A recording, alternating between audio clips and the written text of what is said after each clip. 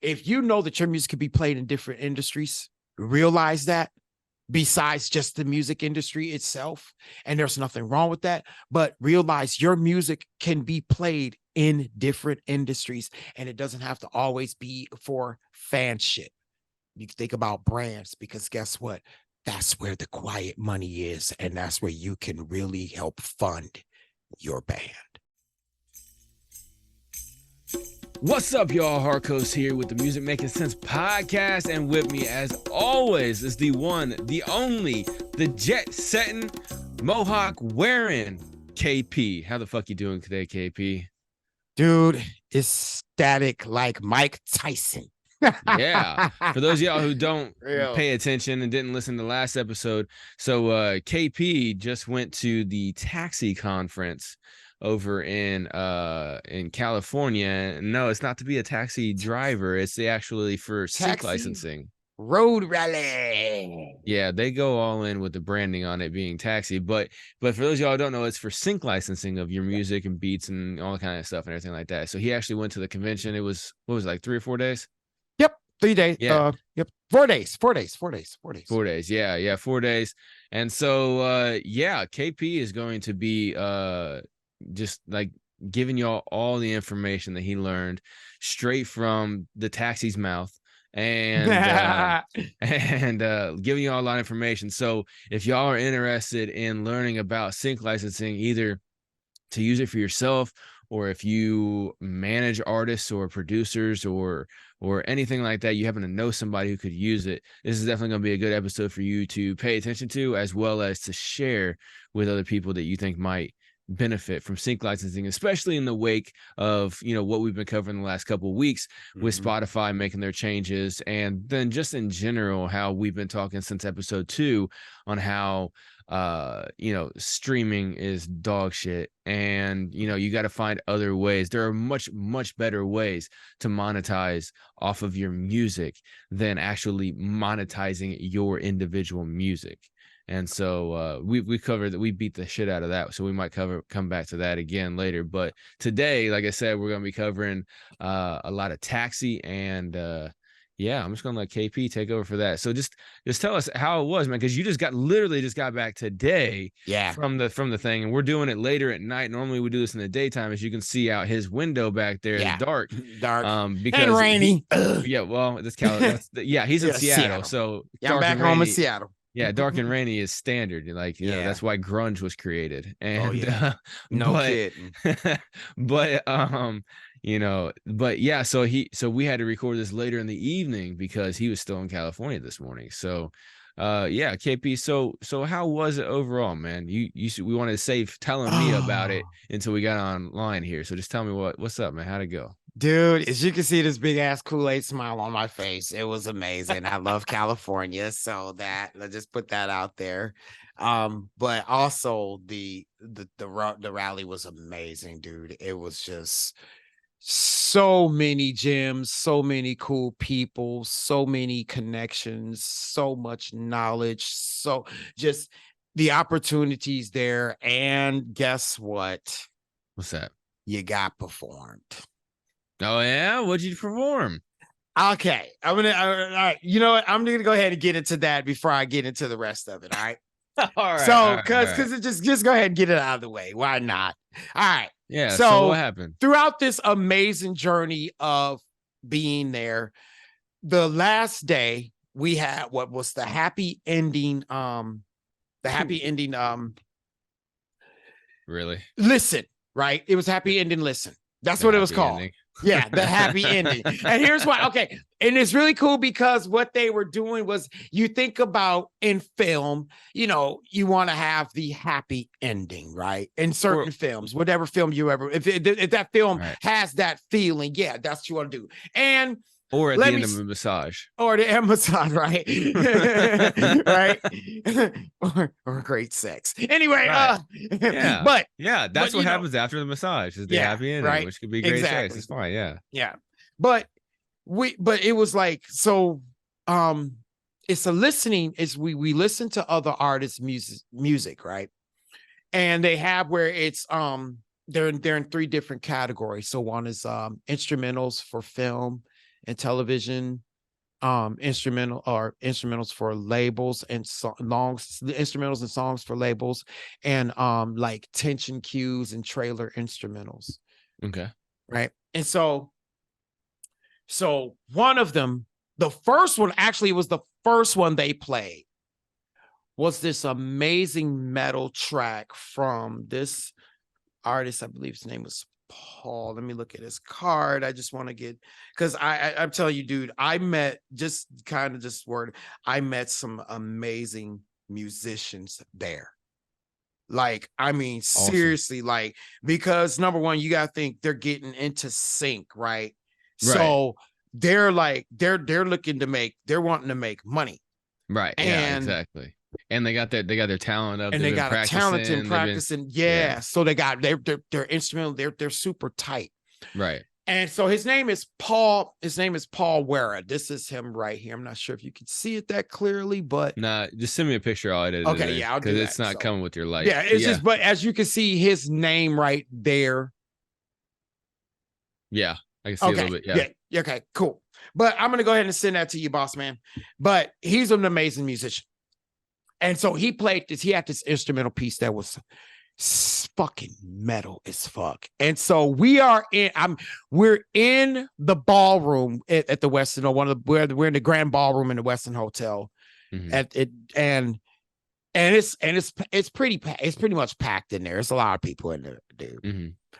And you had a panel of five well-known people in the industry. You had Stephanie Reed. Shout out to Stephanie. Out to you guys. Stephanie is my hero. I just want to put it out there, dude. Stephanie Reed of Black Toast, vice president of Black Toast Productions. Her card. Black Toast or Black Toast? Toast. Black Toast. Okay. Yeah, like toast, like the okay. bread. I was just making sure. I didn't know if you said toes or toast. I'm not trying to be funny. I'm just making sure. No, yeah, no, that's cool. No, you're good. You're good, bro. I know you're not. It's just most of the time I am saying dumb shit just to be funny, but I wanted to make not sure. This week. He like, I want to make sure. No, but she was amazing, man. She was like the one that, this is another one of her cards right here, but she's vice president of Creative Synchronization Publishing, and she's an A&R. They are based out of Los Angeles, and it's Black Toast Music. So we can definitely check them out. She's on LinkedIn, but also they have a website, www.blacktoastmusic.com, all one word together for Black Toast Music. So she was the one, like I had a mentor, kind of give details in between though, just because just how sporadic I can be, guys. Sorry, I have PTSD, but at the same time, I want to just give you guys the sauce of what I went through, but at the same time, just describe how cool this was, but in the process. But Stephanie was the one I had a mentor, just kind of give you a little brief of what made me get up on that stage and how this occurred with Pat's instrumental. Okay. Mm-hmm. Stephanie and I had a one-on-one mentorship. I had a one-on-one mentorship with her on a Friday. It was. So yeah, it was. Yep, Friday. So I had my mentorship with her, and I got matched up with her because I was figuring out what direction I really wanted to go, right? Mm-hmm. And as far as like musically, and she was able to listen to Sonic Chaos, which was really cool. So I was telling her about myself, and then I told her what my metal background, especially my vocals, because she's a jazz vocalist too, but she's into really dark music as well. Mm-hmm. And she listened to me, and the first thing she said is that, yes, Coley, your voice, KP, your voice has a place here in sync. And just think about this too. You're a performer. That voice is you have a performing voice, right? And when she said that, man, I swelled up in tears, brother. It was like, I really did. No, I really did, man. Like, it was an emotional moment for me. And that pretty much, just talking with other people and learning about them being into music. And I've hooked up with quite a few other artists who are guitarists and crazy ass beat makers that do weird and obscure shit. And when I went on that stage with that, I started. So here's what started. You had Stephanie. So you had Stephanie. You had Rob Chirello, or Rob Kyrella. Sorry, Mike Lloyd. Now, Rob and Mike are two award-winning producers, Grammy-winning producers, right? So they were like, and then there's Ron Harris, and then Pedro Costa, who's another. These guys, I mean, just awesome, amazing people in this industry. I know Pedro does a lot with instrumental cues and stuff like that, and Ron is into, he gets a lot of R, and he's worked with a lot of R&B pop artists. In fact, I have their backgrounds right here in the book that I circled their So names. was it like an itinerary where like they blocked out the whole situation? Because I know you said you had a one-on-one with Friday, but like, did you have like certain things? Like it was like a full conference where they're like, hey, 10 a.m. Saturday, this is happening, 12 a.m. You know, they were like, there were a lot of classes, like master classes going on and stuff. And That's I attended quite a few of them too. So, but hell yeah, man, you attend all you can. You might as well get your money out of it. I mean, the one-on-one and stuff too, which is really dope, because last episode you were talking about how you were kind of like trying to figure out what you wanted to do, you know, because you weren't really feeling the whole, you know, coaching and consulting artists thing as much, you know, and everything like that. And so that's cool. So she told you that, hey, you should probably just get back to what you know best. Just get back into that craft. And I also went into this class on Saturday. It was called Know Who You Are and Why It's Important. This was by Derek Nakamoto. And this class was amazing because that's what he talked about. He talked about like his real life experience being an Asian man from Hawaii, born and raised in Hawaii, and becoming a composer, right? And he works with eclectic. He was one of those eclectic artists, like you. Like me. And we were talking, and I thanked him because this class was so valuable for me to really like sit there and actually listen to someone who has experienced that feeling. And then there's another one I didn't get a chance to take, but her name's Nancy Moore, and she's really nice, awesome lady. But she had Activate Your Inner Music Mogul: Mindsets for a Successful Music Career. And the reason I end up missing that class is because a lot of these classes were all at the same time. That's some bullshit. And that sucked because, I really want to get the sauce from both of these classes because they really resonate with what I do. Right. But there's also there was, what's the best level for my music on Spotify, Apple Music, and other streaming services. There's also demystifying the queue. There are so many really cool classes that you could go to, but that's why it's cool to go every year if you're a member. So I would definitely advise that. Go every year, because then because the classes you didn't take, you'll be able to take. And if they got new stuff, you can learn as well. But anyway, so what led up to... That would be the thing, though, is like the ones that you didn't hit this year, when you go next year, it's going to be different information than you would have gotten this year. So it almost would be better to like go with like a small group of like 5 people, everybody go to a different class, record it, and then y'all have all the recordings later or something. You know what I'm saying?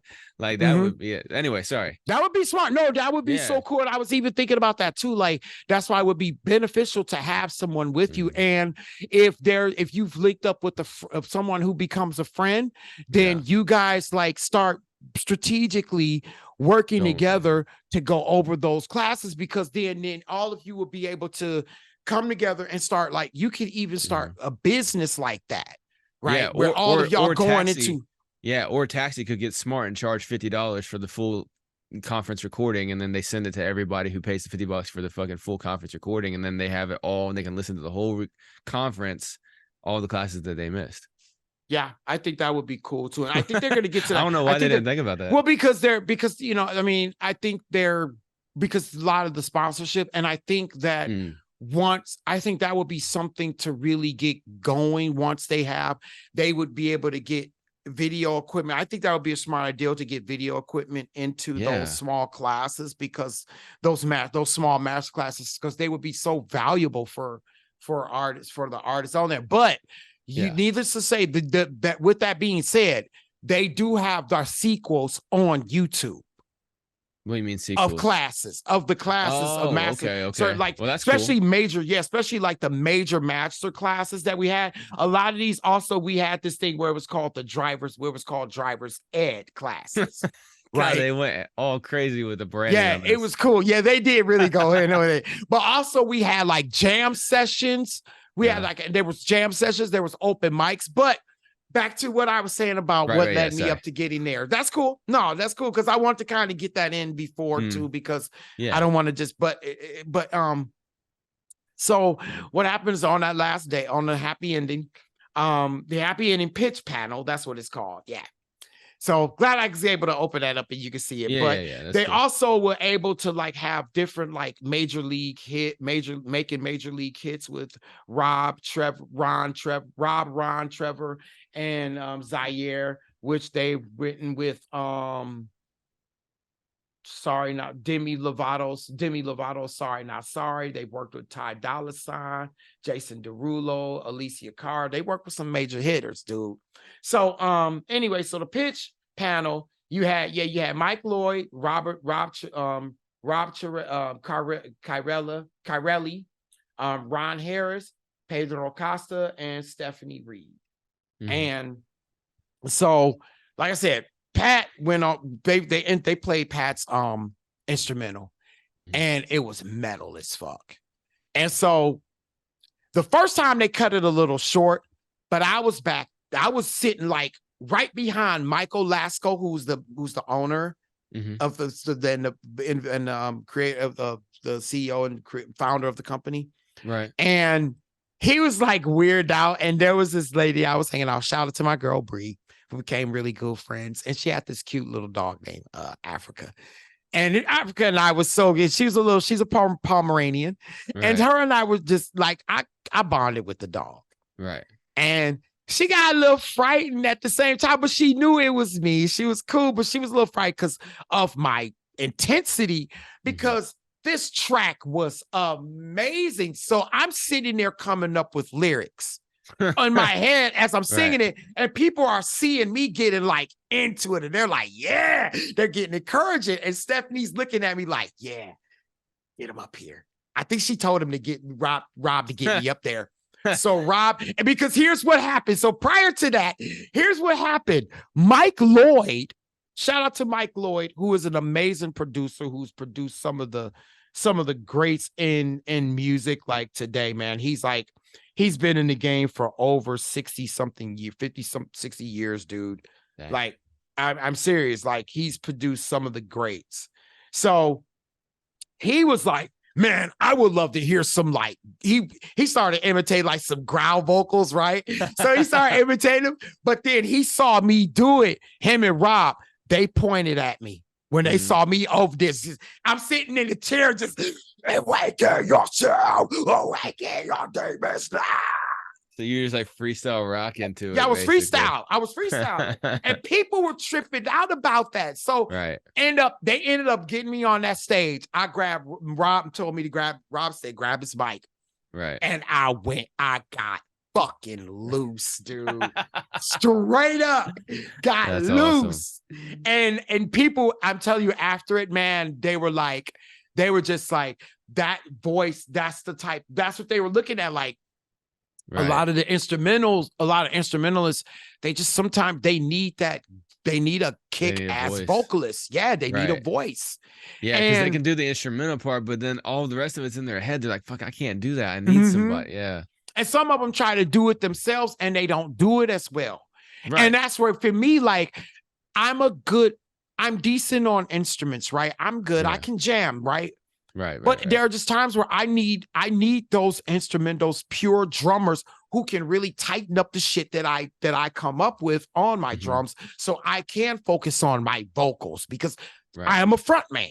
Yeah, yeah. right? That's what your primary thing That's is. my primary. Your Secondary secondary is is everything drums. else. Yeah, yeah. Yeah, it's drums. Secondary is definitely drums. Because even on jam night, the first jam night, I ended up playing some really funky drums and shit, Mhm. right? Behind a couple people. But the second night of jam night, I tried to sing, which with we sang it was the saxophone player came up and he did Feel Like Making Love by D'Angelo. And he pretty much took lead, right? So and he was dope on it. So Isn't that the one that you were talking about remixing? no, that was How Does It Feel? Oh yeah, my bad, my bad. Yeah, that's Sorry. cool. Yeah. No, it's cool. Untitled. Yeah, that's what I was Right. gonna do. But yeah, he ended up singing this. He ended up playing the sax like a motherfucker on that song lead. Mhm. So me and his sister who was playing keyboard, we ended up just doing that's the time I feel like making. We just pretty much did the chorus. Right. Yeah. Right. So make a long story short, so short and long story.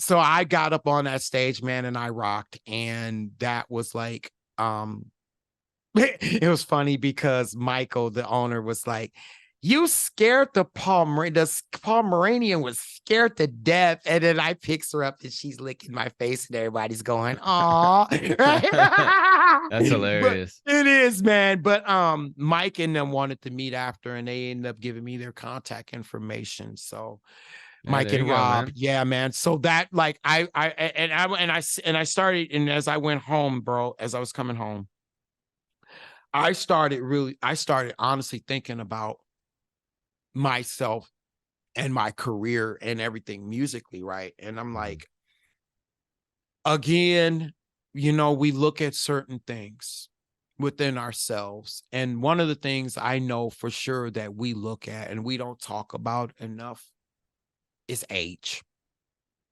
Well, yeah. And here's why I'm saying that, guys. We look at age as a crutch or a time of growing up.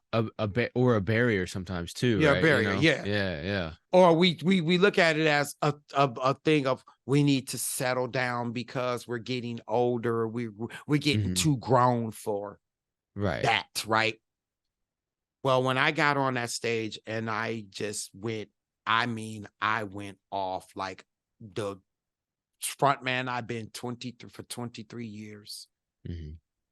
And when I realized that, and I looked at myself and I said, dude, and even a couple of the guys who are older than me, they're like, and even young, some of them who are even younger than me, Mhm. they're like, thank you. And many of them were like, are you going to have a band soon? Right. And I'm just sitting there Right. like, yeah, like, and I'm in my mind, and I'm like, yes. And when I do have that together, I want to start getting those guys we need to start getting into sync licensing. Mhm. We need to start getting, because not only do you just think about this. If you are an obscure musician, because there are some amazing musicians that I met. And I'm talking like there was this one artist, Rusty, who was Rusty Perez. He's not Mexican, he's white. I think he's a white Mexican, but he's blind. Because Okay. you do have those, like, I mean, I'm just Yeah, no, saying, I I don't get what want to you're be, saying. yeah, I don't, because No, I I get don't what you're want to saying. It exclude just them, right? right. No, I get what you're saying. It just hit me sideways. So Mhm. anyway, But anyway, yeah, but his right. last name is, but at the same time, he's blind. He's a blind guitarist and amazing. And I videotaped, I shot a video of him because I asked him, because he felt like he doesn't want people to look at him as a blind musician. I said, and we had this really strong talk. And I'm going to show I'm going to post the video, and I'm going to create a video with this, because this was a very touching story. But Mhm. he spoke about, he doesn't want people to feel sorry for him. And I said, well, here's the thing. You need to, and I expressed to him that I needed to hear that. And I told him about my story, and he, and I gave him the biggest hug, dude, because I love this guy, man. And but yeah, I think what the thing was that I was able to do was like, I was able to reach out to misfits within that culture. And it was like, I feel like, and guess what, guys? They're going to show I'm quite sure they're going to show the video of me performing on YouTube. That's cool. I don't doubt. And I'm gonna actually make sure that if they do, I'm gonna make sure that I show it, because they're gonna show this. They are gonna show sequels and stuff. Sorry about that. They're Right. gonna show sequels of us there. Right. And I got quite a bit of pictures and stuff, man. So Yeah, that's definitely cool. So one thing I would suggest that maybe you forward to him, unless he's listening right now, mhm. is so there's a comedy show that goes on YouTube mainly, but it's in person as well too, called Kill Tony. And one of the members of the Kill Tony band, he's a black bassist who's blind. His name is D Madness, and people don't feel sorry for him. They fucking love They him. love him. Yeah. Everybody loves that motherfucker, and he'll just like randomly say shit in the middle of the like the comedy show and stuff like that. And but like he's beloved, and it's not because it's not because he's blind. It's because his character, and then he's a badass musician, and like the fact that he's blind and is a badass musician actually is a positive. Like it's where people That's exactly what I told him. People are amazed. They don't feel sorry. You know what I'm saying? Like, like I could understand where he would be like, I don't want people to feel sorry for me. I'm trying to walk down the street, or I'm trying to navigate my way through an area, right? I get with that. But when you hop on a musical instrument and you can't see, you can only feel and hear and everything like that, and you make it sing, then people are like, yo, because they look at you kind of like Daredevil, but in a band. You know what I'm saying? Exactly. You know and I told and dude, and what I did was that he's married too, by the way, and his wife.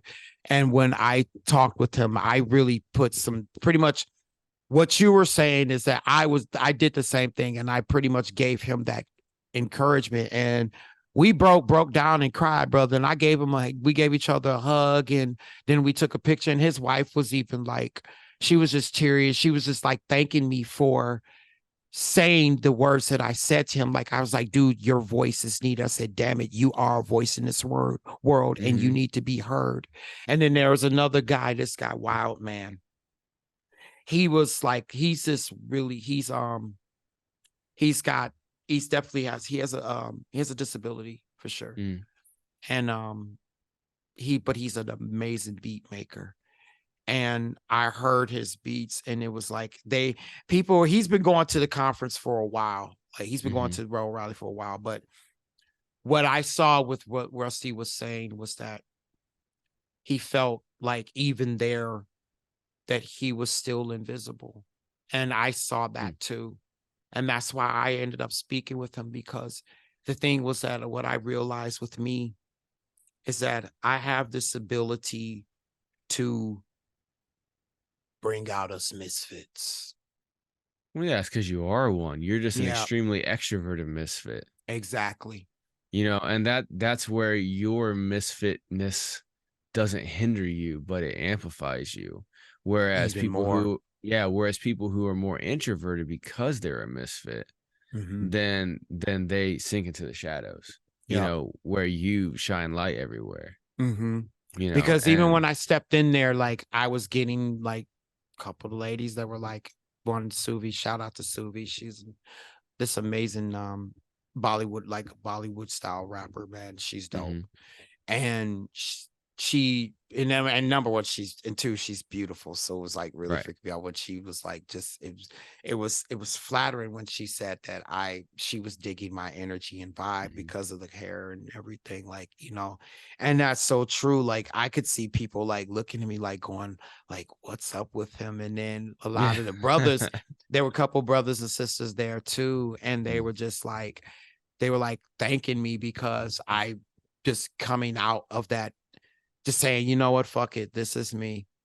Yeah, I'm me. I don't give a fuck. I'm me, and whatever. I'm gonna be me. Yeah, and they just thanked me, and when after that, especially after that performance, and I know for a fact that when I go back next year, like, there's gonna be a totally different vibe. Like, and I know that I'm gonna also do a lot of working with these artists, because actually I started working on something today when I got home.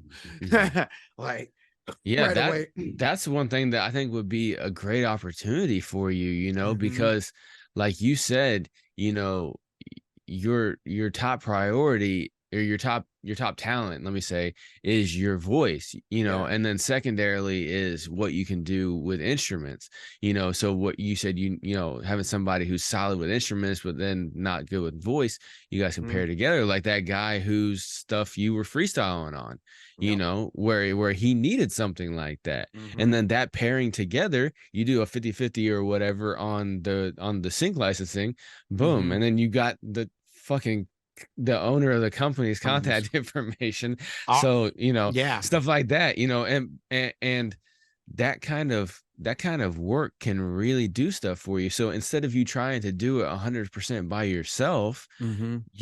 I mean, half of something is better than zero, you know, 100% of nothing, you know. Yeah. And so you know, being able to merge like that, man, you could be a part of so many more great things than you could if you're trying to knock it out all yourself. That's a great opportunity, man. Like the networking for that Mhm. is dope. And then, you know, the fact, like you said, that you know, you are a misfit, but you let it amplifies who you are, Yeah. and you stand the fuck out, not just because of how you look, and not just because of how you act, but for everything that is you, you Yeah. know. And that is what resonates with people, especially when it comes down to music. And the people that would pony up, you know, all that money to go to the conference, and then all the people who run the goddamn company, they're all about the music, because their whole company you know, is built on the right The bright sound sounds. Yeah. for the visual that comes after it, right? And so all they Yeah. focus on is with their ears. They don't look with their eyes, they look with their Mhm. ears, you know what I'm Yep. saying? That's it. And there was this really cool course, speaking that you, and I'm so glad you touched on that, because Hmm. there was this really cool course, and there's this thing, sonic branding. Shout out to Gina Isham. She also became one of my favorites there too, man. She was fucking awesome. Um, Everybody and sounds like they were your favorite there, dude. dude, okay, yeah, I'll just say that. Yeah, pretty much everybody there was my favorite, man. I loved everybody there, Yeah, because dude. It was fucking, everybody that you've named, almost everybody you've named was your favorite, except for a couple yeah. of people where it doesn't seem like you met them. Yeah, it's just some people I haven't met everyone there, but at the same Right. time, I mean, but the thing, like, but it just, the vibe of just people there all around, it was just a really good one. And I know as time goes, it's gonna be where people are gonna really, I'm gonna get to know so many different people, Hmm. but there's this thing, sonic branding. And it's shout out to Gina Isham who started this. And what it is like, think about Pringles commercials, McDonald's, the NBC chimes, the Super Mario Brothers, the sound, right? That Mm. all these things, like creating for sounds for brands, Hmm. right? And I was like just tripping, because like this stuff was really cool. And I became, man, I ended up when she played one of her pieces, man, and she said it didn't get picked. And she was a little like, I wasn't bitter, but I was like, shit, I wasn't bitter. Like, you know, but she was like just, but at the same time, it sounded so dope what she did, dude. Like, it Yeah. was just because she made it like the tearing of, she made a syncopated sound of the ripping of a box, like a gift box, right? Dang. And then there was Randon Purcell. Shout out to Randall, man. He had Randon, sorry. He did this really cool experimentational beat or sound where he had created a tub.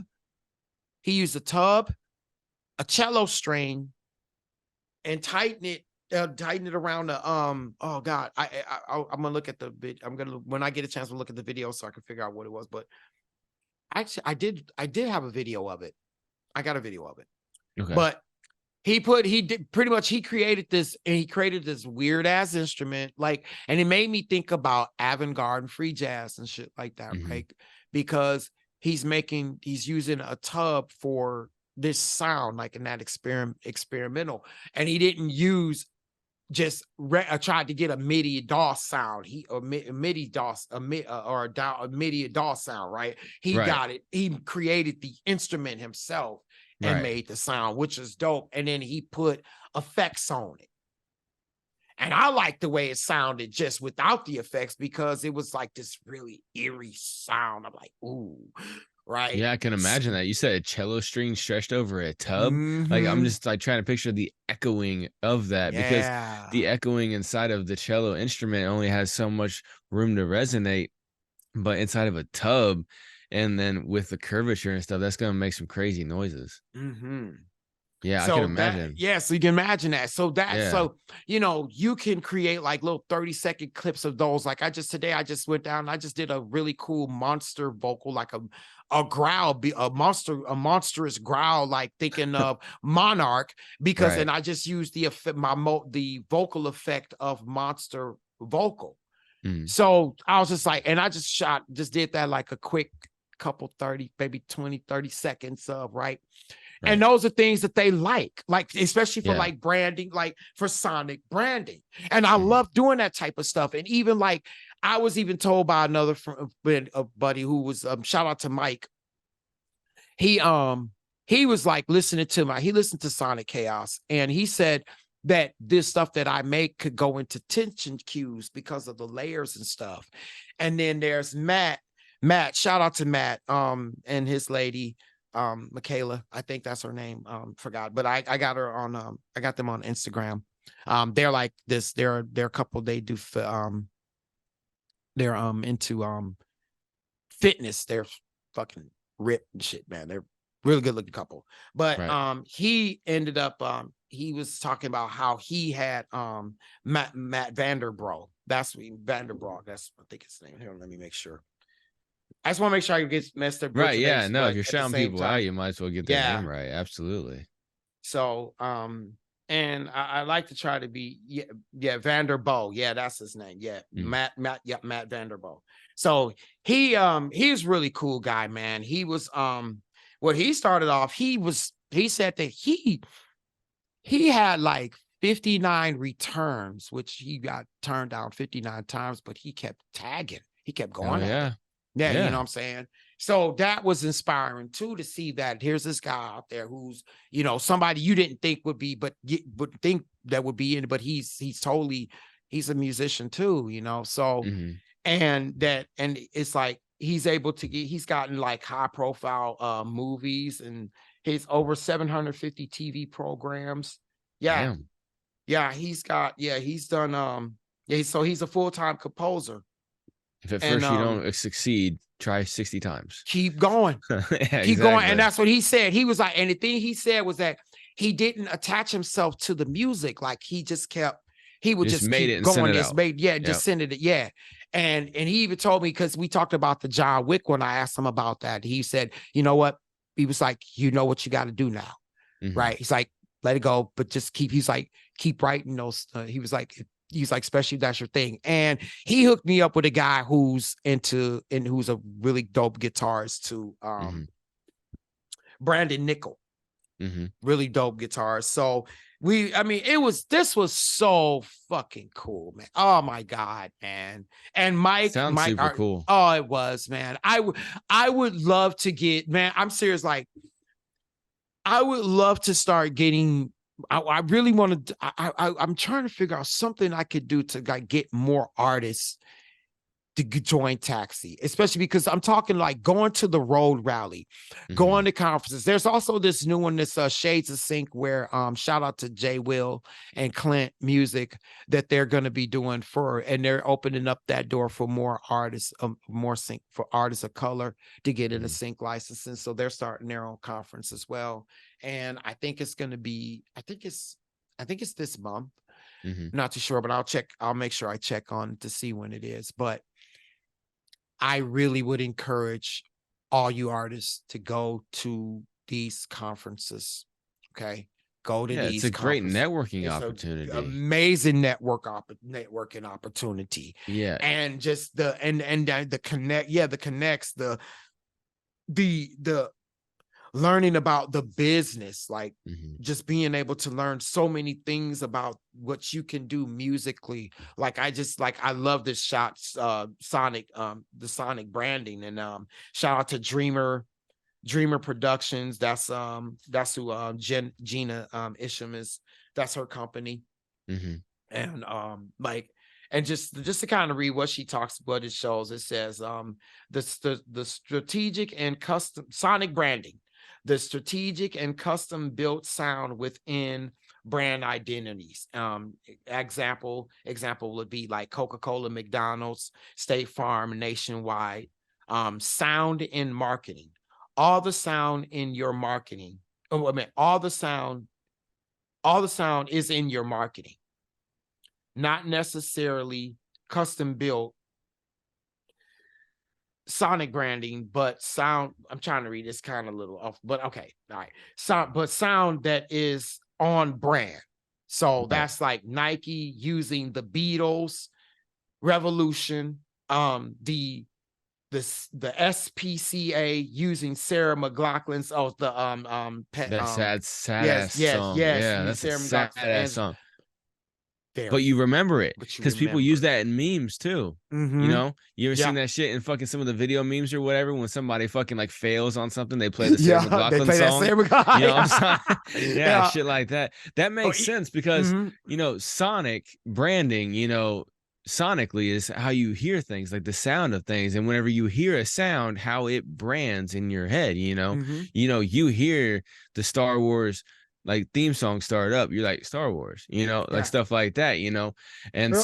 so that's definitely a good tactic to bring to light, you know. And you know, like he said, you know, you go into these conferences, that's a good way to network, especially something like this where it literally is something that is not, it's not all about making somebody front of stage famous.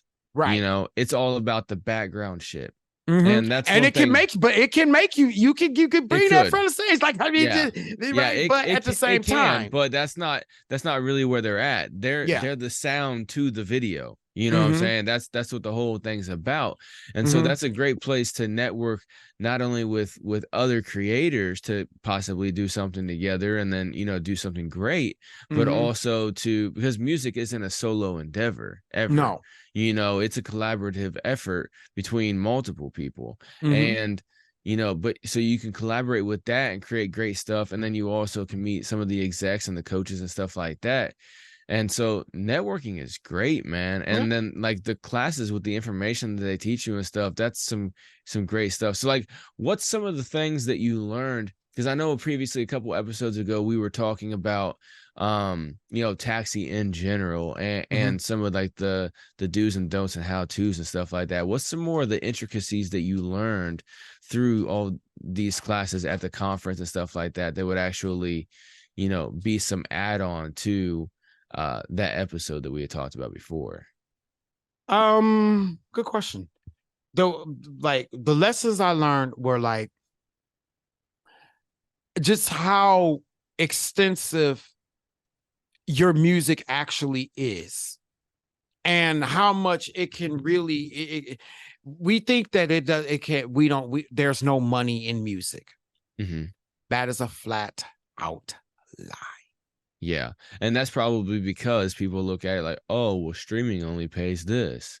Yep. Oh, record sales are down. But it's Mhm. not that. Like the use of the music can be used in many, many different ways. Exactly. And that's the thing they don't think about, because they become so attached to it, where it's like, oh, well, if I don't get, but and I want to say this too.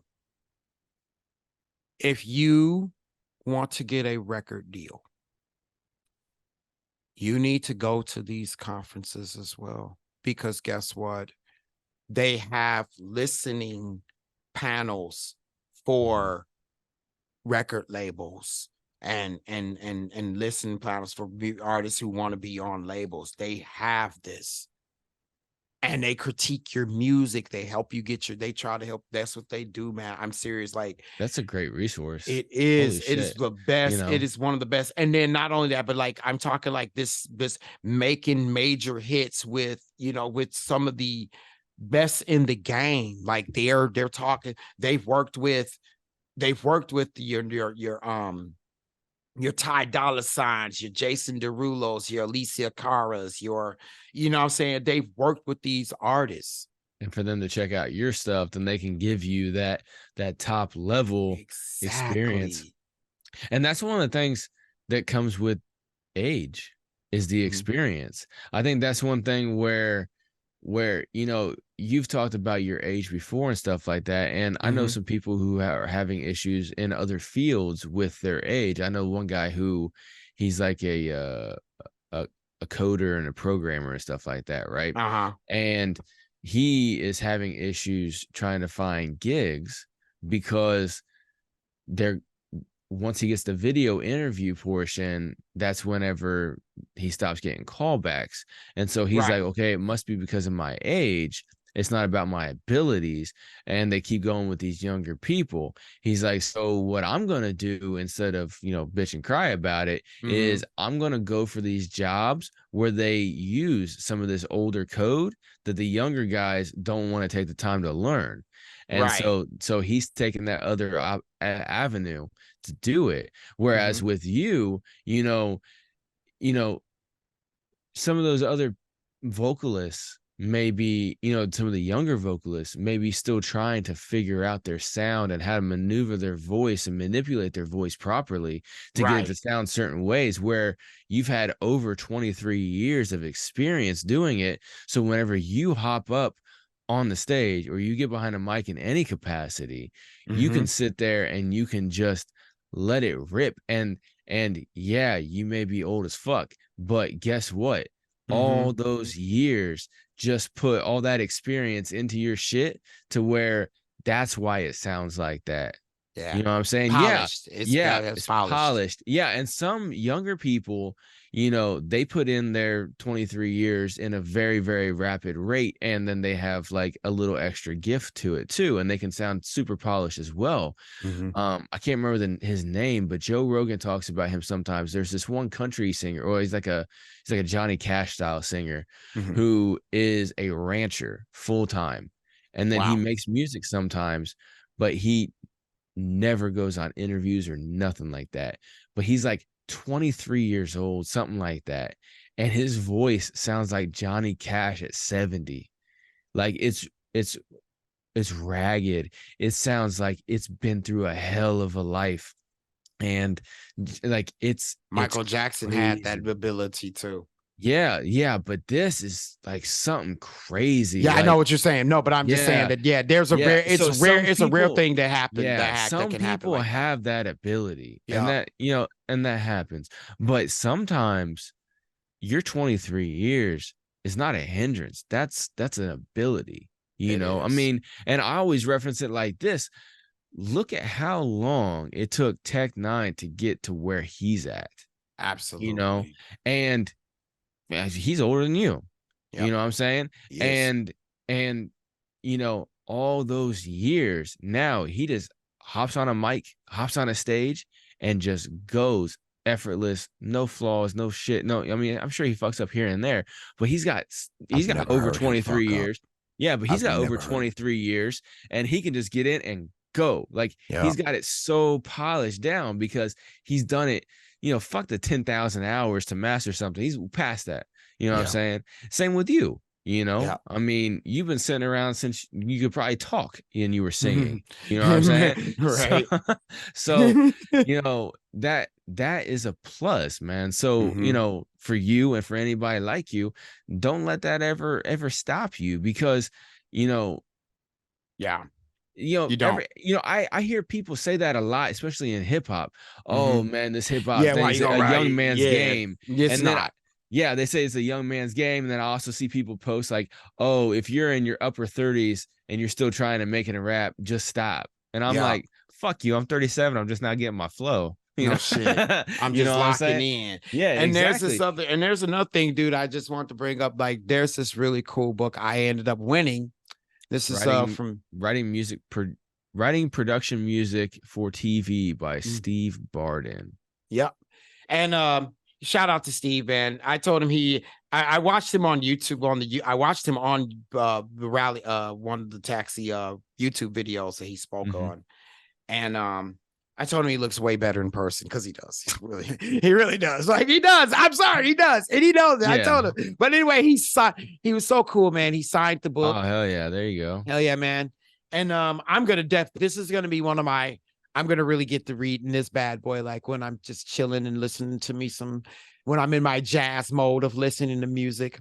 And And also reading. Yeah, there you and go. read it. And I just want to say this too, man. There was so much talent. There was this one lovely jazz artist. There were just so many. Nikki McCartney. Mhm. This mama, let me tell you about her, boy.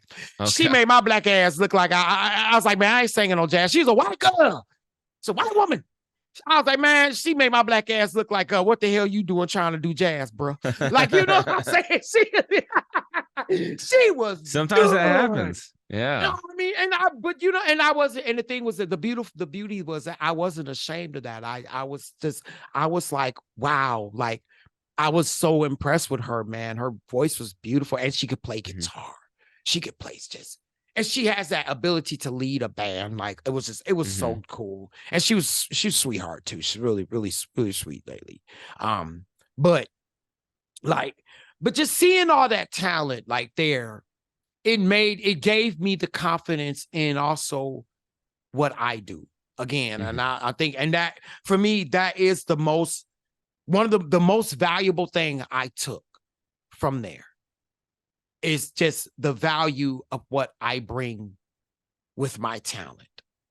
And no matter how obscure it is, right? You have a place. You can make it in this business, in music, film, television, commercials, all those video games. If you are an obscure, even for white hip hop artists who have that obscure sound. No, I'm serious because I met a white dude brother from Boston, man. He's dope. He's a rapper too. And he just came with a friend who was he was a guest with his friend who went there before.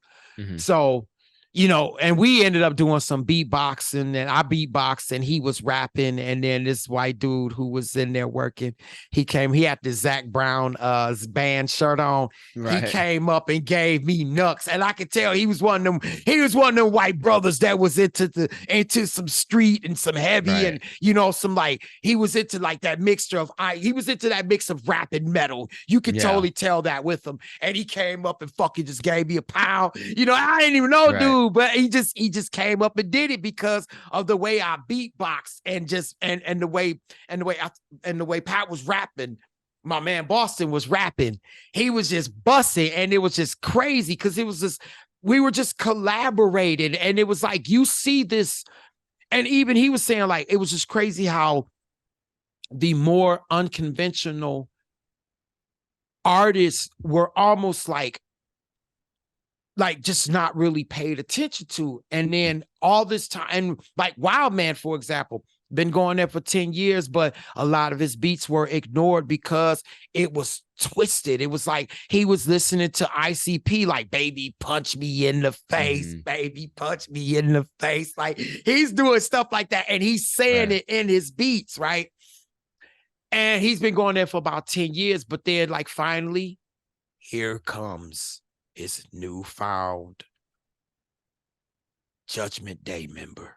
Right. You know what I'm saying? Like, and I feel like that, like the misfit, like here's the misfit that y'all been missing to lead us. Because why?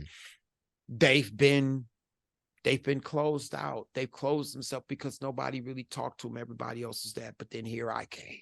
Yeah. And I think that's one of the beauties of the internet is that you don't have to get closed out of society anymore. You just find your spot in your little micro society and just run wild. Right. But here's the thing. In a place like that, even I saw that isolation. I saw where there were certain artists who were like that, like you said, the introverted, oddballs, the weirdos, they would close themselves in. And then here I came out. It was like you said, the extroverted one who has some exaggerated swagger. Right. But able to utilize it. Yeah, absolutely. Yeah, that's definitely a one of the benefits that you have with your extrovertedness, you know. But like I was saying, like those people, they could you can be introverted and still get out on the internet, you That's know, what and here's the thing. The beauty because is like that I'm going to be I'm able to proof show of them that. that. Yeah, you're Yeah, proof of that. I'm proof But of that. but at the same You time, see me you're out in public or whatever, I'm mind my own business. I'm really quiet and everything like that, you know. And I don't stand out in public, especially intentionally, nothing like that. You won't see, like, if you saw me and KP in public, Mhm. you would see KP in public. Yeah. Meaning you would have to know who I am, and then you would see me. Oh wait, he's over there watching. Yeah. Oh, KP's up there standing on a trash can right now doing some weird shit. You know what I'm saying? Right? Like some Yeah, it's stuff like true. that. And it's really true. I'm over there with a camera, and he's up there doing some shit or whatever. But Like you here's the don't even cool know I'm there. but Like the that's thing how I is, am. But when I hop on the internet, I'm mhm. out there. You Yeah, know? and I was gonna say, but you have that was the thing, like you have a voice. You're like Mm. you have a very strong voice when you do, though. That's the crazy thing. Like, Yeah. yes, though I am the introverted, even though I'm the introverted one or the extroverted person outside of us, but when it comes to you being on here, to me, you are the star. Mhm. Like, and I already said that. I've said Right. that like from the beginning because of your ability to speak on on podcasts. Well, Like yeah, I mean, I like saw that. yeah. I do take decent pride in being a pretty good speaker and stuff. And that's one thing I can do is I can talk nonstop.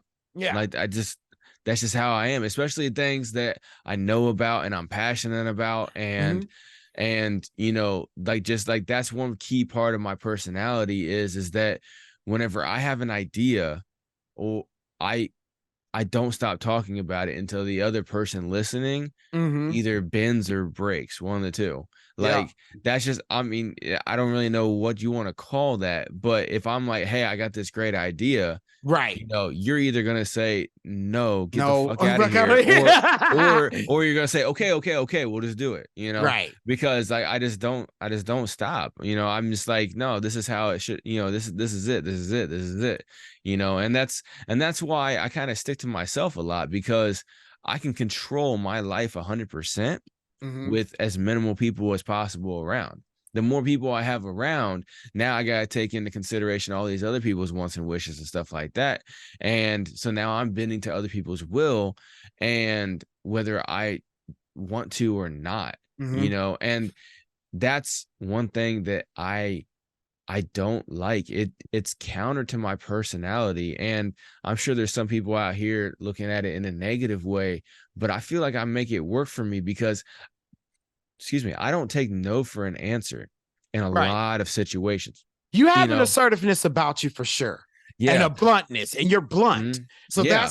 that's what separates you from other introverts. But just like for me as an extrovert, I think where what makes us click is I have this tendency to where because I'm such an extrovert who's quirky and Mhm. weird with that exaggerated swagger, and that has no fucking filter. Mhm. I can push the envelope to the point where people are like, okay, this is a little scary. Mhm. Right. Yeah, Like, and right. And whenever I get blunt and push the envelope, people are like, "This dude's a fucking asshole." mhm. Because I'm like, Yeah. "Look, I don't give a fuck. This is what we need to take care of." Yeah. Like I don't care. Like that's how I get at a certain point. I'm like, "Fuck all the nonsense. Let's get the fucking to the meat and To the meat potatoes and right here. potatoes. Yeah. Like let's get this shit accomplished." Like, and like, a lot of times some of my mannerisms and things that I say, like, they annoy my kids, but they're teenagers, so everything's gonna annoy them. Oh, But whenever, pretty whenever much. like anytime they say I don't know, I'm like, you can't fucking say I don't know. You have a goddamn cell phone in your hand. You know what I'm saying? Like Right. when I say stuff like that, it's like fuck all that. Like when I was a kid, I could kind of say I don't know, but at the same time, like I don't think anybody should ever say I don't know. You should say Let me find out. I don't know, but let me find out. You got to Yeah. follow up. Like, basically you got to say, I currently don't know, but give me a second. That's how you got to kind Facts. of say it, That's how you got to don't do just it. say, Yeah. I don't know. And then use that as your out, Right. because to me, when somebody says, I don't know, and then doesn't follow it up with anything, they might as well just say, I'll quit. And Yeah. I don't like that, because the way I see it, it's like, why the fuck would you quit? Like, why not? And it seems like you're why not dumbing be the yourself best? down. Yeah, you are dumbing yourself down because you're not trying to be the best that you can be on Right. anything.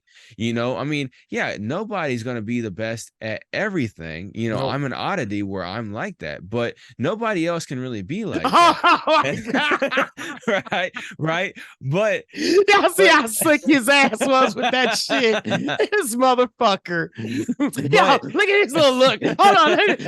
No, nigga, let me get you. This motherfucker would just look like, it's just, but I mean, I'm such an odd, I mean, just like real, like, oh my God, this motherfucker looked as oh, jeebus.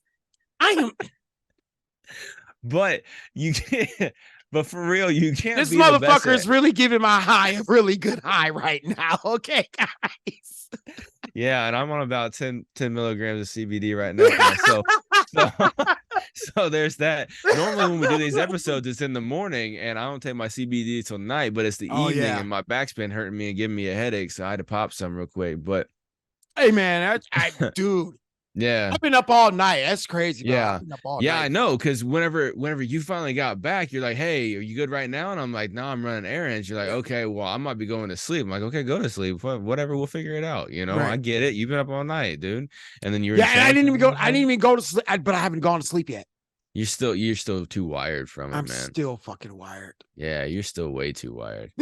But anyway, like I think that everybody should try to do their best, and I keep trying to stress it to so many people, but so many people just aren't ready to hear it yet.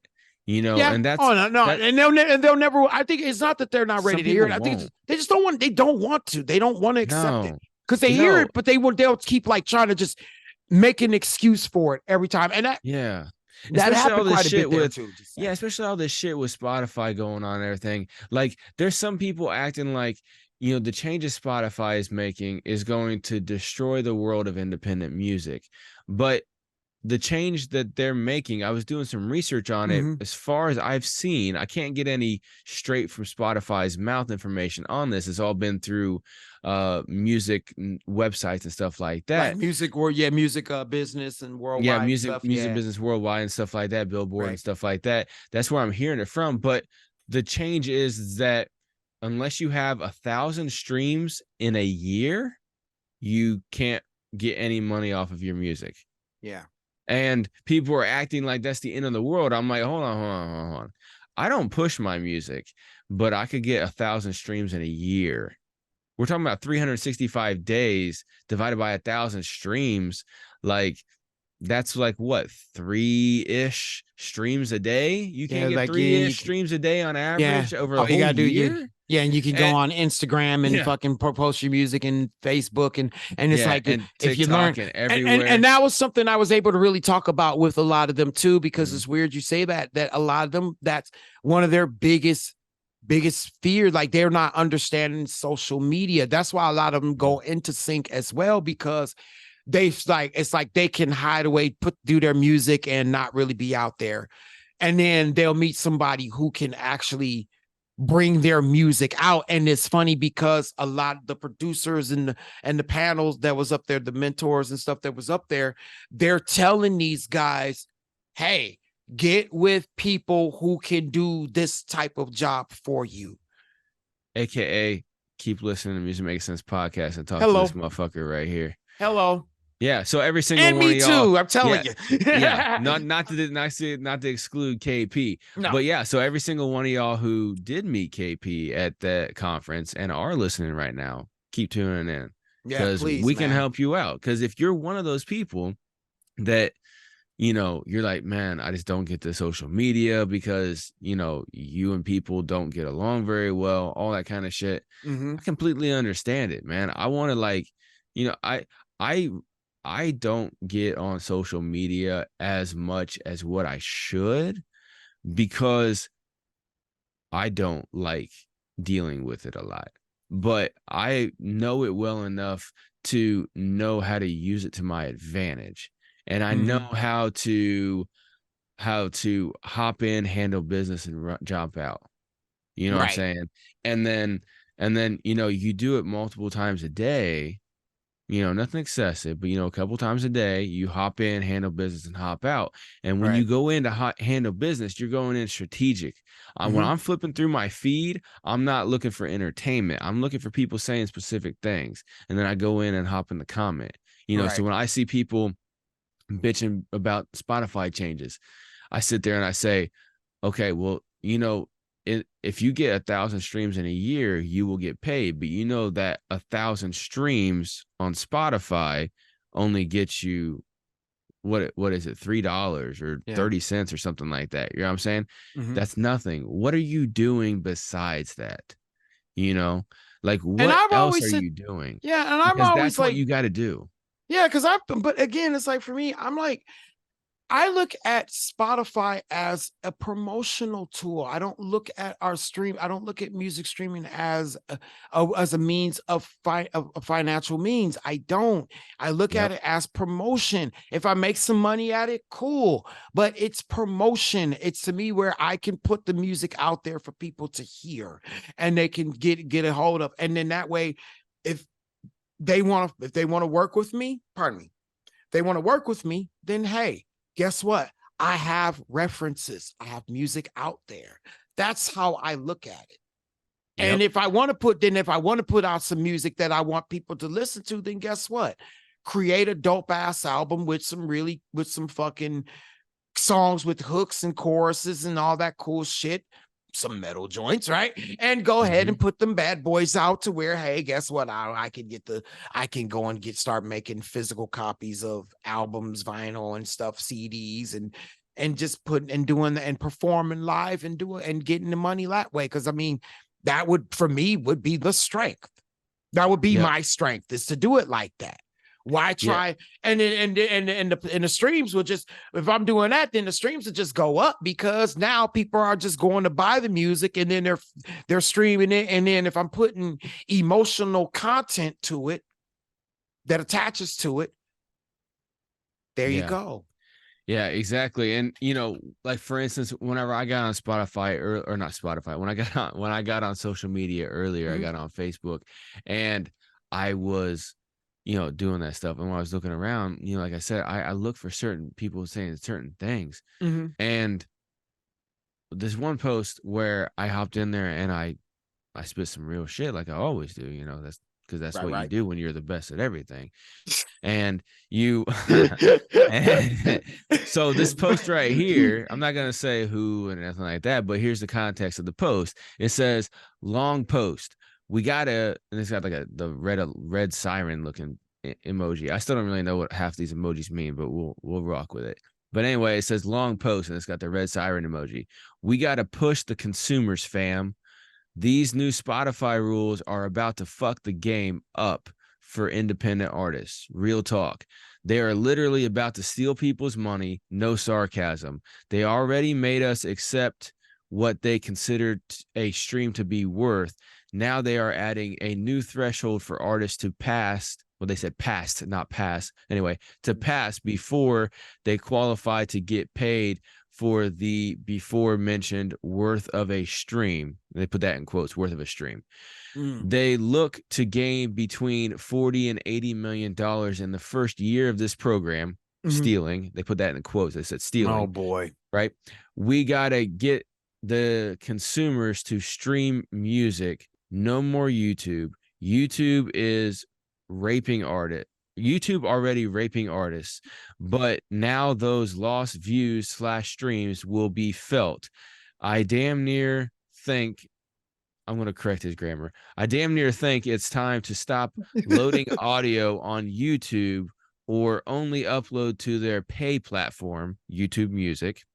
Mhm. Whenever I speak out the side of my mouth, that's when he's got it in parentheses. Push your Spotify, Tidal, Apple Music links ASAP. If you don't meet the new protocol, then they are going to pocket your streaming money. All facts. Now, what he's saying right in there is a bunch of really weird randomness. He doesn't know what the fuck he's talking about on half of it, and the other half he sounds hyper paranoid, and then victimology is wrapped up in there as well too, right? And so I could dissect the fuck out of that. But anyway, so there's only like 4 comments on this so far. And one was somebody saying, oh, Spotify's been fucking the game up, blah, blah, blah, a bunch of teardrops, right? And then another guy posted twice. The first one, he said, you know, you only get paid if your song hits more than 1,000 streams, blah, blah, blah. Kind of like trying to explain it. And he said, people who can't do 1,000 streams, in my opinion, should make better music or promo more strategically, but to each their own. I agree with that part right there. And so Harkos comes in saying the best thing in the world. And I said, this is why streaming shouldn't be the backbone of your business plan. Yeah. And that's where I see artists making the most fucking mistakes. Yep. Is they think that they need to make streaming the backbone of their business plan, and it's not. It's not. And I've been telling they these try to play the for Rust so game. long. They tried to play the Rust game. They try to play the Rust game. They try to play the 6ix9ine game. They try to play the Drake game because they see Drake's doing big numbers. Why can't I? Well, it's because he's fucking Drake, for one. Okay. And he made his debut under Young Money when Lil Wayne was at the height of his career. Yes. And doing like when Lil Wayne was at the height of his career, for those of y'all who don't know, who don't follow hip hop or who are too young to fucking have lived it, when Lil Wayne was at the height of his career, he was the biggest artist to ever fucking do music. Yep. Ever. And I'm talking, yes, bigger than Michael Jackson. All right. This motherfucker was on everybody's song for like 3 years straight. Every couple weeks, a new song would come out. That motherfucker would be a feature on it. He dropped like 3 different mixtapes a year, plus an album every 1 or 2 years, something like that, right? And he was dropping mixtape after mixtape, and he was just like living in the studio, and they were putting out new songs all the goddamn time. This motherfucker was everywhere. So yes, when that dude does his little fucking goofy little lap and says Young Moolah Baby, and then Drake comes on right after it, Drake's gonna blow the fuck up, just like Nicki blew the fuck up because of Wayne, right? But I will say something. There are some other people in Young Money that didn't fucking blow up because they didn't have what Drake and Nicki had, which is the personality, right? So that's why they didn't get that far. And I think that's why Birdman, aka Baby, he was the first baby in the game, right? Everybody's calling themselves Lil Baby and Dub Baby now, but he was the original Baby, okay? Yep. And then he had to change his name to Birdman because nobody took a guy named Baby seriously back in the day. But now all of a sudden they do. But I don't understand that. Anyway, I'm not gonna get on a tangent. It happens. But he dropped back and started pushing Wayne and all them because he knew he couldn't be that front man. He didn't have the personality. He was too monotone. You know what I'm saying? Jazzy Faye is the one that really popped him Manny off. Fresh. Manny Fresh, my bad. Big Timers, right? Yep. Right. They were part of Big Timers. And Juvenile. Juvenile was the one that really got absolutely strapped, right? Yeah, Juvenile got it going. You know, he was a little monotone too, but I'm talking about between Manny Fresh, but he had a personality. Baby. Yeah, exactly. But you're right. Juvenile But you're right. Yeah, but Birdman, but you're right. Yeah. But you're right about with Manny Fresh. Yeah, but you are. But when you like talk about the Big Timers comparison, yeah, I agree. Okay, I'm with you on that. Yeah, Manny Fresh is what helped it pop. Birdman was in there monotone, no enthusiasm really, and stuff like that. Even when him and Wayne got on a track called "Stunting Like My Daddy," you know, Wayne had to carry his ass. He did. Because he carried him all the way on that song. Because he just doesn't have the charisma. He doesn't have the lyrical talent. And hey, it's cool. Like KP always likes to say, you can do way more music than be the front person, right? Yeah. And Birdman fucking did that, right? Yeah. But anyway, that's why Drake popped off. All the things were in the right place, and he had that charisma, and he had the talent. I'm not saying he's not talented. I'm just saying he got lazy and has people ghostwrite his shit now. Okay, bare minimum. And but. Are you talking about Lil Wayne or Drake? No, Drake. Lil Wayne, no. Lil Wayne can't even remember his own rhymes. You think he has somebody ghostwrite him? You know what I'm saying? And see, I think that's a ploy too. Lil Wayne gets up in there, you know, like whenever he was making his comeback here lately, like right around the time Carter 5 was coming out and stuff like that. And you know, he was getting back into like the media cycle and stuff like that. And people were like, you know, reciting lyrics to him and being like, hey, you know who wrote that lyric or whatever? He's like, nah, I don't know. They're like, that was you, man. He's like, what, really? I don't remember that, right? Playing into the whole, I'm so fucked up all the time, I don't even remember my own lyrics. Yeah. But in reality, he probably doesn't remember his own lyrics because he's been battling epilepsy for years, and that's why he had to stop with the lean. And he's done so many fucking songs that he probably can't remember them. And if it's for real, legitimate that he doesn't write, he's not gonna remember as well either. No. But you can't recite a line from one of his like top biggest tracks and say that he legitimately doesn't even, it doesn't click. Like Because lick it like a lollipop. exactly, Sell me because on the he's thug. performed them so many thousands of times.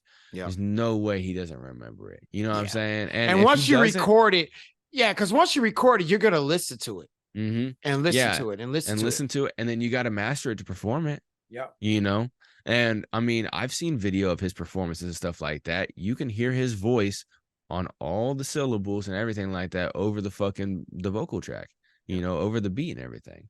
Mhm. But anyway, back to the streaming thing. You know, everybody tries to stick with that as their master plan, and Mhm. that's not it. I mean, KP just spent 4 days in a place where streaming doesn't fucking exist, basically. No, actually, here's the funny thing. There was actually a course that I had just told you about. It Yeah, was, you had said something about what something is with the- Spotify. Yeah, it said, what is the best level for my song on Spotify, Apple Music, and other streaming Did you go to services? that course? Because I want to know what they mean by level. What do you mean by level? You know? That is okay. So it was, I didn't go to the course, but from Mm. what it seems like, it's has to do with master engineering. Okay. Yes, That might be so it something says- more to look yeah. into then. So here's like, that's why next year I want to go, Mm, because then it says, right. because they have it. If they have this course, I'm gonna go. But it says, know in advance how your music will sound in comparison to similar songs by major artists. Many people do not realize that all major streaming services use some form of loudness normalization to make all music play at the same level. Mastering engineer Chaz Ferry will explain how to properly compare your music to major artist releases on Spotify and Apple Music. Oh, they're before talking you about deliver it. sound leveling with mixing and mastering leveling. That's And what they it's mean by very level. important. Yeah, that's Yeah, important. oh, it's important. I'm not shitting on it. I'm just saying that's what they mean by Mhm. level. It doesn't mean like tier of the game, like are you paid or are you not? No, they're talking about making the levels right. Yeah, and that's where having a good engineer to do mixing and mastering is key. Not that AI shit that they got now right. with FL Studio and stuff like that, Mhm. but actually like a real leveling and stuff like that. That's where it comes out. Yeah, absolutely. But in general, I mean, the whole basis of Taxi has nothing to do with streams. It's Yeah. about creating the art to fit where it's supposed Where to it's go. supposed to go. And then the monetization comes because then it's used in a bigger piece of art. You know, it's not about selling the music.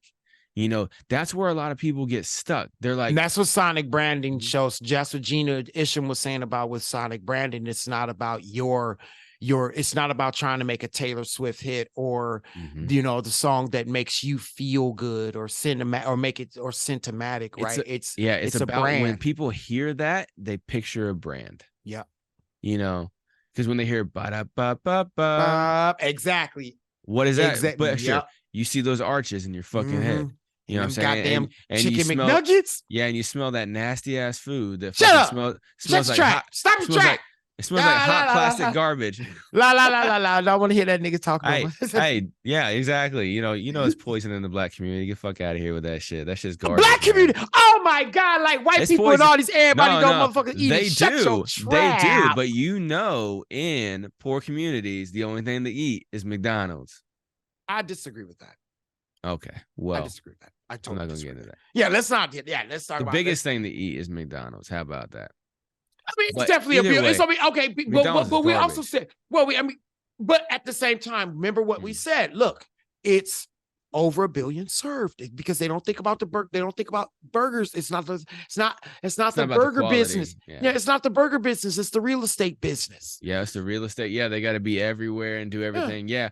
But and their food, like it, I don't know if any of y'all go like 6 months without eating McDonald's, right? And then go order McDonald's at the drive-thru, and when they hand it out to you in the bag, just let it sit in your car and see if you can use your nose and distinguish what is in the bag, because you can't.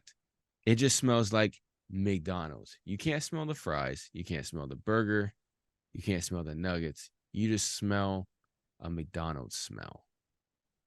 That doesn't make sense to me, because if you go to, why are we talking about McDonald's when we're talking about goddamn music, man? I don't know, man. Here like this motherfucker. You need to go to you. You're getting tired. That's what's happening to you, man. Yeah, I'm getting a little bit tired. You are starting to get that way. But all right. But anyway, back to what I was saying. Yeah, but let's wrap it up. Wrap it up. Don't.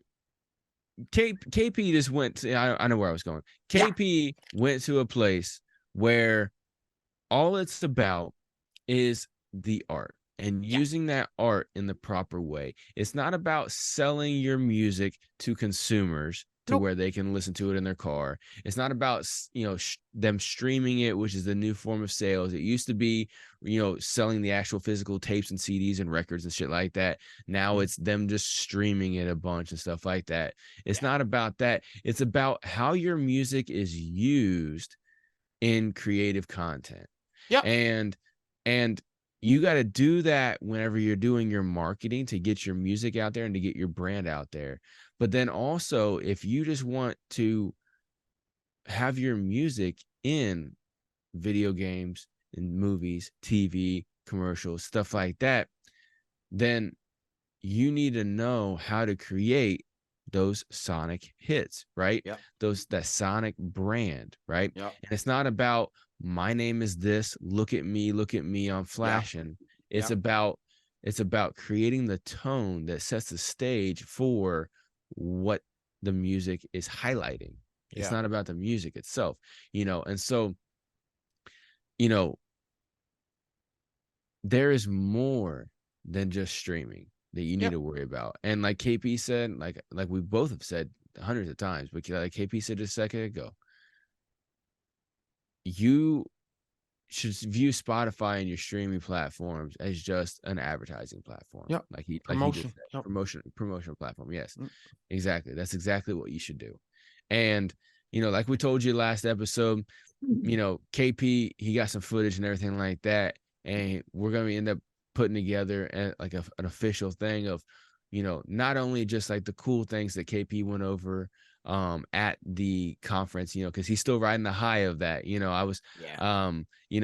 So he was actually going to create a video where he actually gets into the meat and potatoes of the actual knowledge that he learned. Like the connections made is priceless, and that could be a great opportunity for KP. All right. And because if you guys listen to the last and episode, even for us as a podcast, it's gonna I can see it making a huge that is true. I mean, it can do that too. Because I promoted the podcast as well. Talking about them, just be getting with them, talking about, because a lot of them do want to learn about the business and understanding social media better and stuff. So yeah, and I mean, and that is cool too, because the people that you met, they can come here, they can start learning off of what we talk about here, work with us on the business aspect, and help. We can help them out with that. But I was just thinking about it from the aspect of, off camera, you've talked to me more about it, but on camera, you've been talking about how you're trying to figure out exactly, you're at a point where you're like, what exactly am I going to do with this music thing? Because I love music. I want it to be my life, but where do I fit? Am I behind the scenes? Am I in the front of the stage? Where am I at? Yeah. And I think going here, like you said, this whole episode, you've been talking about the high that you're riding off of this, of the networking, of the experience and everything like that, of networking with all these other artists and stuff. And the connections that you made can help you build upon those to where you and the people that you collaborate with can create greatness and do great things in music Yeah. as an artist. And you can be the representation of what happens when you follow the business things that me and you talk about on this show. You Yeah. know what I'm saying? So when people listen to this show and we're telling them, hey, check out Sync Licensing, try to brand your shit, make sure that your brand's on point, brand, stuff like that. You know, Yeah. people are like, oh, I don't know what that means. Gary Vee told me this. No, you got to look at real branding. Like, what does it actually mean? What are you actually representing? When somebody hears your song, what do they see in their mind's eye? Stuff like that. Look at You music know, branding. That's it. Yeah, music branding. music branding, stuff like that, you know. Yeah. And you know, we can sit here talk about it. You know, people can work with us one-on-one with coaching and stuff like that, which we offer free consultations for, free initial consultations, and then we can go from there and help you out with your marketing and branding and stuff. Either one of us or both of us, whichever you choose, you're free to choose. That's, you know, we live in a free society, kind of. And but you can make that choice. But you, KP, the more you succeed in Sync Licensing with all your different things that you're working on over there, the more you are that representation of, hey, look, see what I'm doing? I keep trying to tell y'all, listen to me. I can help you out with this. You can do better than me. You know what I'm saying? Yeah, I'm up here, but let me fucking slingshot you up higher. You know, and that's one of the great things. Like, you brought it back into the show and stuff, which is great. But the way I'm seeing it is like, you know, it was a great opportunity for you to go there, for you to learn straight, you know, from the Taxi's mouth, but also the networking opportunity that you had there with the fucking CEO of the company, as well as all these other great creatives. And, you know, some that can great help music industry professionals and the professionals and everything like that. That can help you build yourself, but then also build yourself as the example to show all these other artists, look, fuck streaming. Look what you can do and still be that creative person that you want to be. Because that's what stops a lot of people in the business aspect, is they're like, fuck, I don't care about the business, man. I just want to create. right. And with Sync Licensing, you can do that. You look at what the customer wants, you look at what the requirements are, and you say, okay, I can do that. I'm feeling that. And you create, and then you send it. And then the business aspect is halfway handle for you. You know what I'm saying? You don't have to worry about the promotion and everything like that, because they're already taking care of it with the rest of the project that they're working on. You know? And so that's where the creative people, not the business type of creative people like me, but the hyper just the creative composers, only the composers, the like musicians, the instrumentalists, you guys, producers who who love writing those pieces and love creating those sounds, like orchestral, hybrid, epic sounding stuff. You like doing that. Definitely get into the people that don't want to be on the stage necessarily.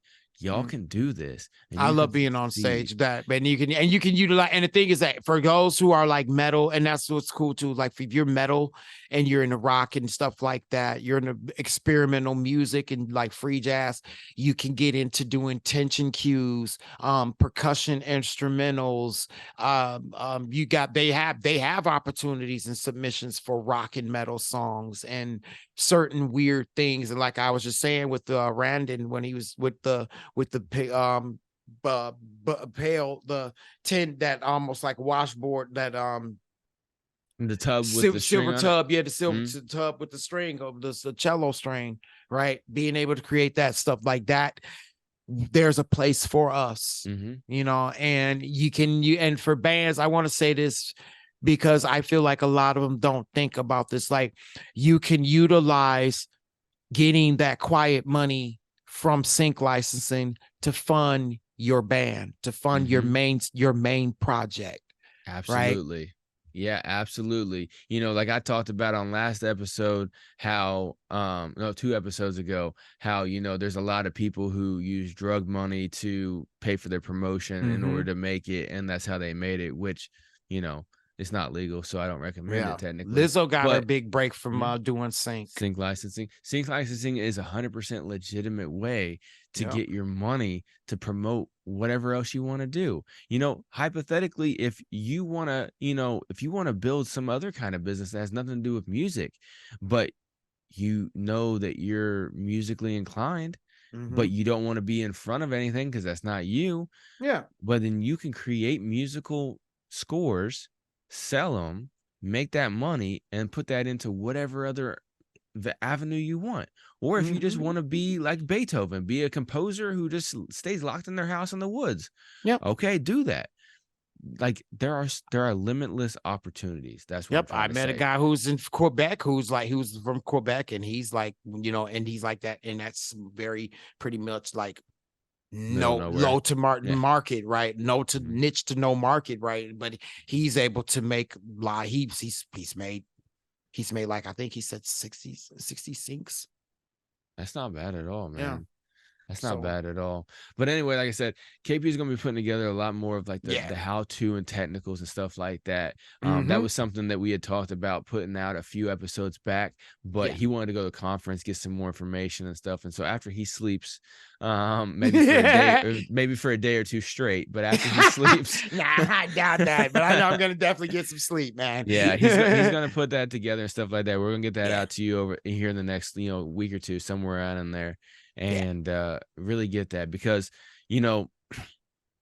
we both think that is a great opportunity that a lot of artists are not utilizing because they don't see a lot of people doing it. And so KP and other people that he met, I mean, fuck, I'll say it right now, let's try to reach out to some of these people who have been successful and either have them do like an op-ed that we can post up on the social media, or even just come on for an interview, one of the two, where we can talk about them and highlight how they're making money off of this stuff and people don't know who the fuck they are. And they're actually doing it, and they the ins and the outs and the joy and satisfaction that they get off of it, because as a creative person, when we create music, that's what we want. I mean, like, speaking from my own personal experience, which is how every other artist I think feels, is that when you create that song, when you get it done, you're like, yeah. And when you hear it back, dude, I'm not even bullshitting. There's some songs that I have that whenever I hear them back, I start tearing up, and it's not even a sad song. Like, I don't know what it is. It's that tear of joy. It just gives you that feel, that inspiration. I do that too, man. I do that too. I get that way. No, it just hits me. Yeah, it is. Yeah. And so that's what it's about. That's why this music comes from another dimension into us, so we can put it out into this dimension, because the creativity dimension, I believe, is an actual real dimension. And then it flows through certain people into this dimension of reality that we're in here on Earth, in this plane of existence, because some people have it and some people don't. And I don't think it's a genetic thing necessarily. I think it's just a frequency transmission capability type of thing. That's where I see it. Maybe I'm getting tired. No, but I mean, I totally get where you're coming from. But right. So to go ahead and wrap it up, man, just say like, hey, man, to everybody out there, again, man, I would definitely say get out there and join Taxi and get involved in music conferences. I'm serious, because the knowledge that you will get will just be unbelievable, and it's unlimited thing there, and the things that you could do in this business is unlimited, truthfully. And I'm talking not just the things you could do with your music, I should say, the things you could do with your music is unlimited. And Absolutely. When you know the business of it, you're gonna skyrocket, guys. So sky is the limit, and the weekend. Yeah, exactly. Sky is the fucking limit, man. Absolutely. And the limit's not the sky. Nope. At all. And I was up there today, boy, in them beautiful clouds getting exactly. Right. Exactly. Yeah. And that's the thing, man. You took off after you took off on stage. That's the thing. I mean, and so even if you're an introvert, KP met introverts there at that fucking conference that were going there just to gain knowledge. So go places just to gain knowledge. You don't have to be out there glad handing everybody, hopping up on stage like KP did. If it's not in your personality. It's definitely you. Yep. But and also you knowledge. can and you also Yeah, and you could build a tribe too, because those introverts that were feeling, they were sometimes, I think with a lot of those, they look for someone who can guide them, who can have the Yeah. balls to be that voice. Yeah, you could start a new group called the Real Misfits. Yeah. Yeah, you know what I'm Exactly. saying? To take a play off the Misfits back in the day. Hell yeah, man. But Anyway, absolutely. brother, Any other final words about what you learned and took away from the Taxi conference? just dude, again, I think I pretty much I did say it when I wrapped up, but that's, again, I'll just say it again. When you learn that your music can go in different places, when you learn that your music can be played in different areas and or in different businesses and industries, that's it.